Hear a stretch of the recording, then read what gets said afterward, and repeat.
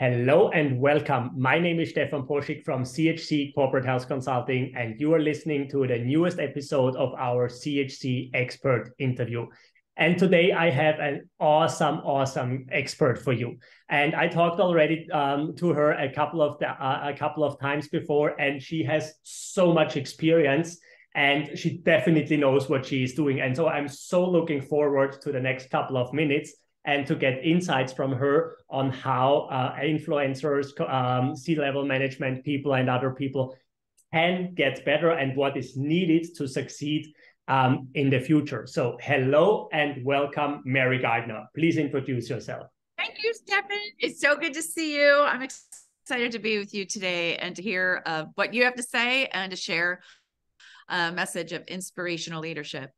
That's awesome. And inspirational leadership is already the first word I want to take. Yeah. So we are talking about speaking and communication. So why is speaking and communication so important, especially when we have so much virtual events, online events, and such a changing time when it comes to communication?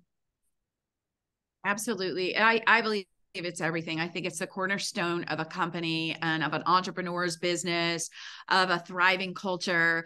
And we see so many leaders that used to be just telling people what to do, strict deadlines. I mean, just hard. And after COVID, I think, when people really got a taste of working from home and working remote and the hybrid workforce, and they got choices, they started becoming a little bit more aware of their own needs. And so the work-life balance became more important. Certainly a lot of people have suffered, as we know, from mental health issues. And that if it's not them, it's someone in their family that's dealing with it. And I think that we as a world have shifted a lot. And I think people are more about people than process, and more about the people than the production and profits. And so what I do is help people become that inspiring leader. And a lot of the people that I work with are business builders, and they leave the people up to the HR or whatever. And my contention is that, oh no, it's up to you. They're going to do what the leader does. And we have to model from the top how to be an inspiring leader, to bring an inspiring culture, and to bring people back to happiness and health. That's awesome. So, Mary, what is needed to become an inspiring leader? So inspiring in the front end here. Yeah. Yeah. So what is needed to become an inspiring leader? So the inspiring part is important here. Yeah. Absolutely. Mm-hmm. Absolutely. The inspiring leader is a model that I've been using. There was an article in Harvard Business Review, and IBM did a study of 50,000 leaders, and they addressed and looked at the top competencies, and the top leaders and how they were ranked was according to different competencies.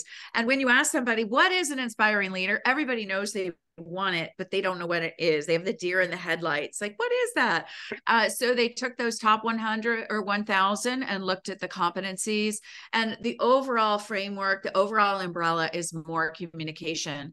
So it's about inspiring strategy, inspiring innovation in the workplace. It's more communication. It's getting to know your employees more, getting to know what they're about. Coaching is a big part of that organization, not just telling, not just firing somebody and getting mad and ticked off and whatever. It's really coming in as a leader to nurture your employees. And we know that when people feel valued, they're going to give more, they're going to feel more productive, they're going to be happier. So what we do is we look at statistics. Where are people happiest? How are people creating those work-life balance? And we integrate those into the messages. So the leader is preaching, basically, we want to take care of you. We are a family. We're doing great work here. So it's a different kind of culture, but it makes people want to come to work, whether remote or in person. Okay.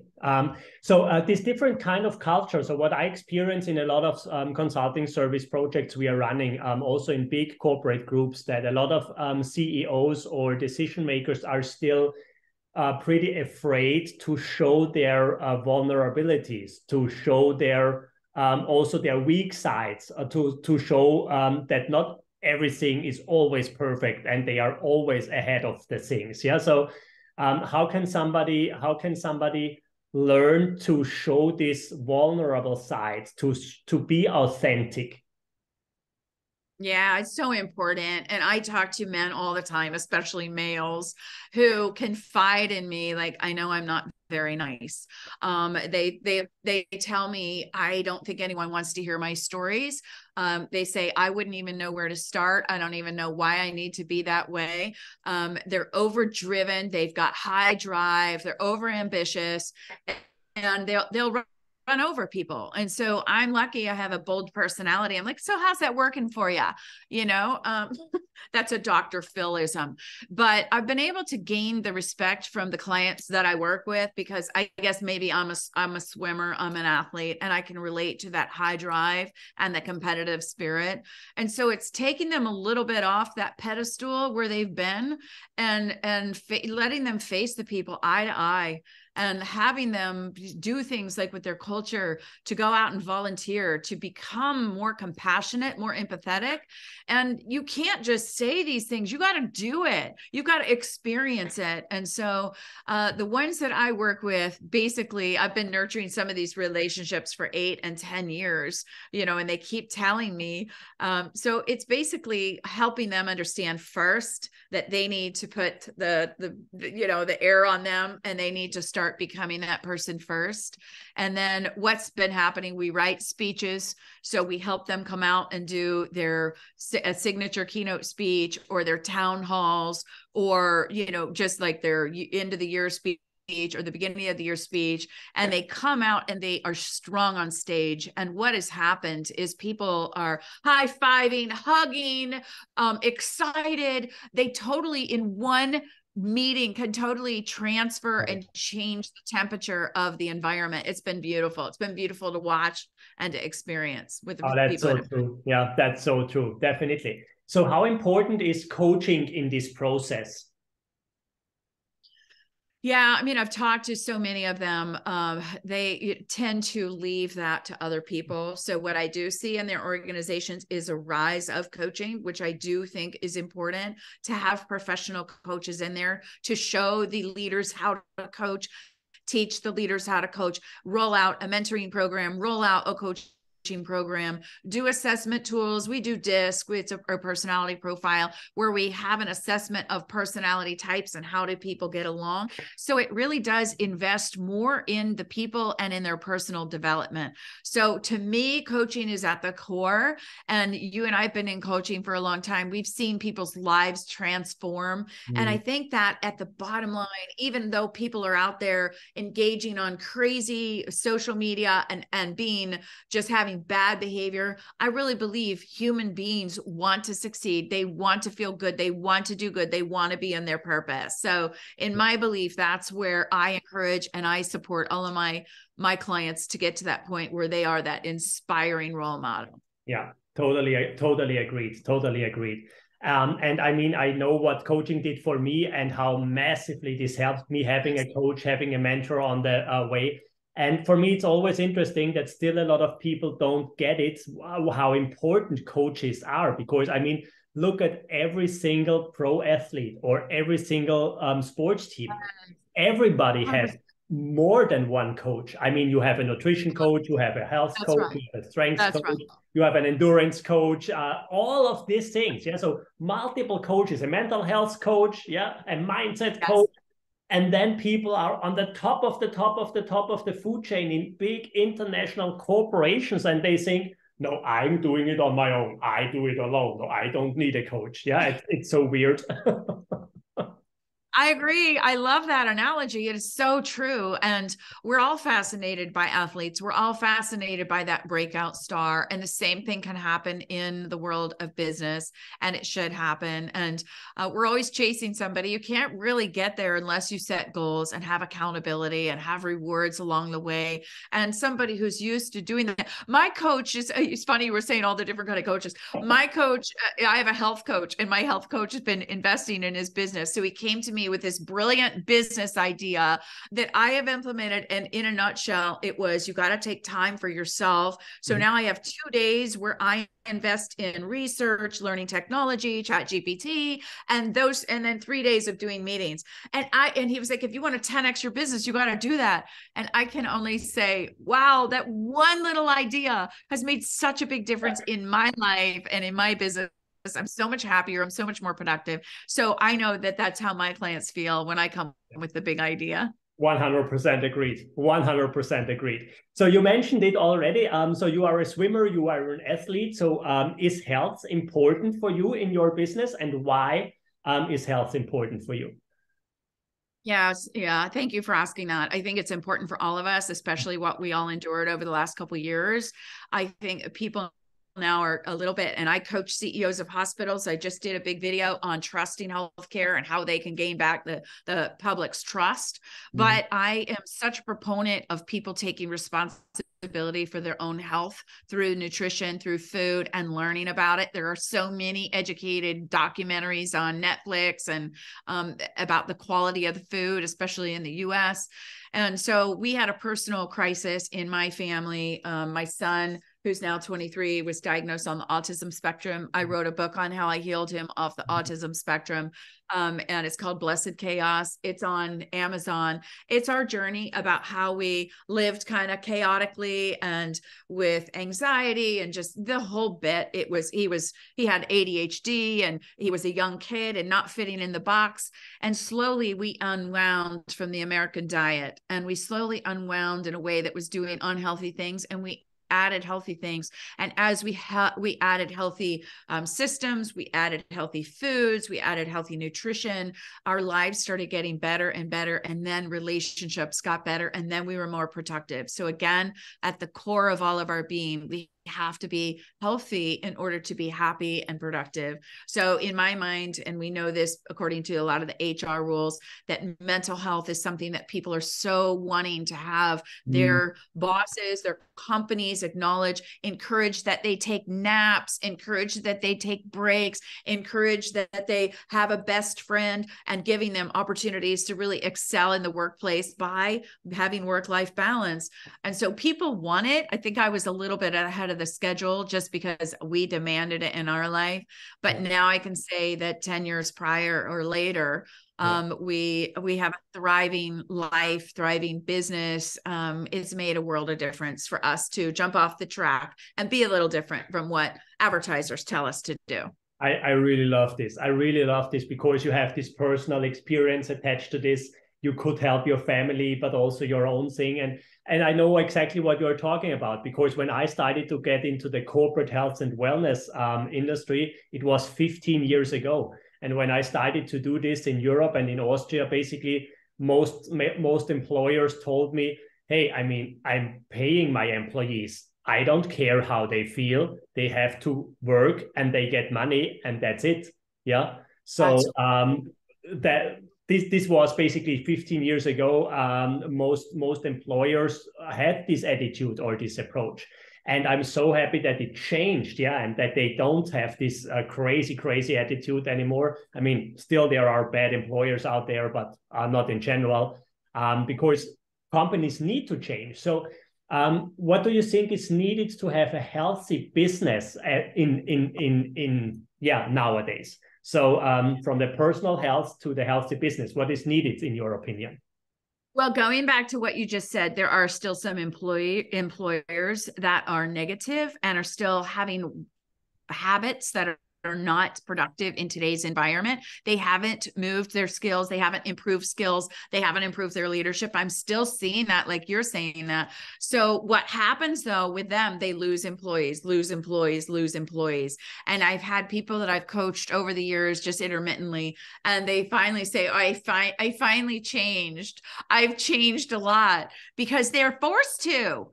Because the workforce now is so educated, and you go on, if you follow anything about being happy, you're going to come across health. That's going to be the bottom line, and people have choices now. And so I think that the workers are the ones that are encouraging. I remember a story. One of my she was a friend. She was the editor of a major newspaper. And so she was telling me a story about the millennials really demanding, they want attention, they want more things. So finally she sits down with them and she was like, okay, what is it that you want? We want snacks. We want snacks in the break room. And she's said, that's it? Yes, that would make us very happy. So for $30 a week, she was able to satisfy her employees. It was something that for them. How easy can it be? Yeah, how easy can it be sometimes? Yeah, totally exactly. different. But I'll tell you, I mean, I worked with a lot of traditionally male-dominated fields. I work with engineering, construction, technology, healthcare. Healthcare is male and female, but there are a lot of males in that upper administrative roles. So I work with a lot of those male-dominated fields. And I was in a construction company, and he said, we do not talk at the office. We do not have parties. We do not celebrate. This is a serious business. Of course, I was like party planner. Oh, it's your birthday. Let's celebrate, and I'm always wanting everybody to feel good and be happy and, be strong. And I ended up leaving that company. And it just, the thing of it is, when you've got a leader like that, that impacts so many of the employees, and they become disgruntled.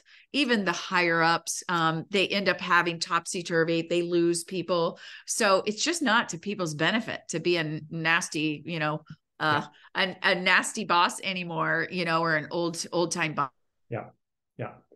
And I really believe that it will not work in the future anymore. So I really, really believe that companies will have no chance to find, attract, and retain great talent if they do not adapt to this new kind of leadership, this new kind of communication.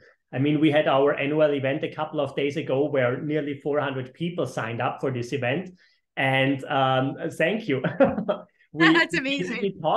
We basically talked a lot about this, and I talked about this in my keynote at the event, where we were talking about HR marketing and HR sales. So times have changed. Yeah. So when you are an employer, you cannot wait that employees run into your company and want to work. But you as an employer, in my opinion, we need to apply that we are the right employer, that we have the right culture, that we have the right environment, that we have the right leaders in place, that people want to work for us in the future, because there are a lot of good companies out there who have great leaders, great culture, and all this. And why should somebody work for somebody who is basically an asshole and not a great person? Yeah. Yeah, no, it's absolutely true. And what I'm seeing now in terms of attracting that talent, because branding, you were talking earlier when we were speaking about employee branding, and I'm really big into LinkedIn. I know that now a lot of people are going right to LinkedIn to determine what the people are like. And when you don't, one of the things that I think is coming, even though companies aren't doing it much right now, they're doing videos of their company get-togethers, which I think is amazing to be able to see how people are interacting. They take interviews and do little snippets from interviews about how happy the workforce is and what the culture is like. They show pictures of like people playing basketball or arms around each other. And I think that that's where it is right now. If you want to do, it's like they say, a picture is worth 1,000 words. Video's got to be so much more. So actually showing it, the next, I think, level is going to be sitting down and having every employee on their LinkedIn profile and or on their website. I think people go to LinkedIn though a lot, is to have a little video about the personality. What are they about? Do they have a family? Are they a parent? What's important to them? What is their passion? And so I think that that's the kind of thing that is going to start to happen more and more. That's what I'm pushing. And then also internally is really holding that leader accountable to those things that we just talked about.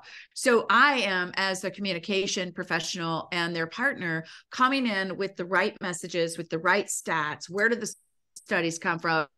Showing how we're going to be changing, and then they actually do the work. But and he's telling stories, so they get that persuasion through the influence of the data, and then the personal story, which really makes them buy into it. So we're attacking it from all angles, and then it's a slow growth. But when I'm partnering with companies, they're very excited to create a culture that's supportive of the people. So I see a lot of ambition in that area. Yeah. Totally agreed. Totally agreed. And I just love what you are doing in this area. So what is your personal vision with this? Where do you want to go in the next years with this?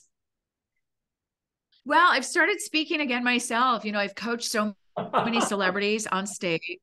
I've coached speakers who were 2,500, and then I got them to be $25,000 per speech in a 6-month period. So I coach speakers a lot, and now I've started speaking about happiness at work and productivity at work, but mostly happiness and the work-life balance. I consider myself to be one of those spark plugs, cheerleaders, promoters.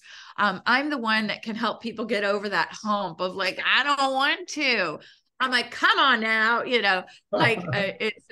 it's you got to have somebody like that too. I think we all have a purpose. And so right now, in my mind, especially in healthcare, the employees are burnt out. They are exhausted. We've had the quiet resignation or the quiet quitting. It's been really tiresome. And the CEOs I work with are burdened. They are tired. They are exhausted. They're working long hours.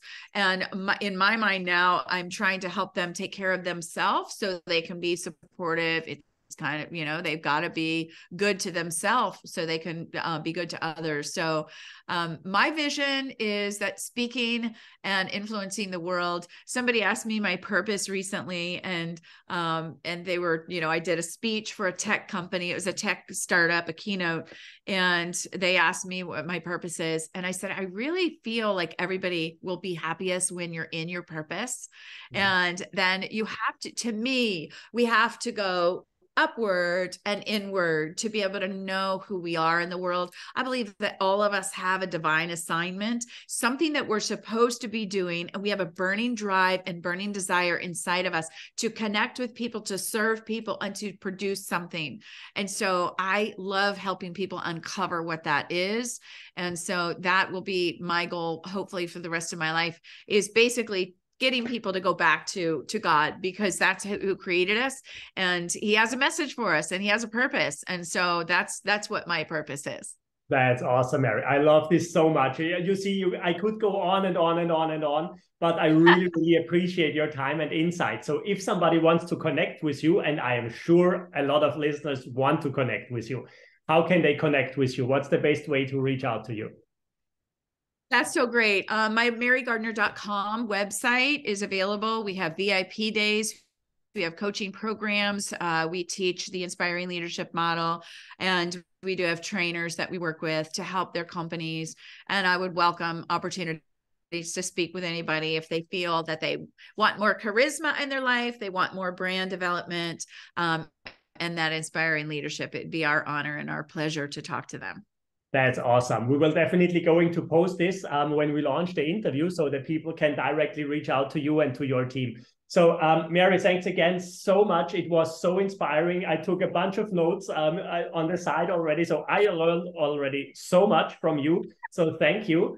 That's awesome. And yeah, so for all of you listeners out there, definitely connect with Mary. She definitely knows what she's talking about, because she did it. She did it with hundreds and hundreds and thousands of other people already. And so she can help you too. And just implement what you just heard, and use communication, use speaking, and this positive energy you just got from her. Thank you for that. Thanks, Stefan. That was so great. You're a great interviewer and a lot of fun. Oh, thank you, Mary. Thank you. Yeah. So talk soon and stay, take care. Peace out. Take care.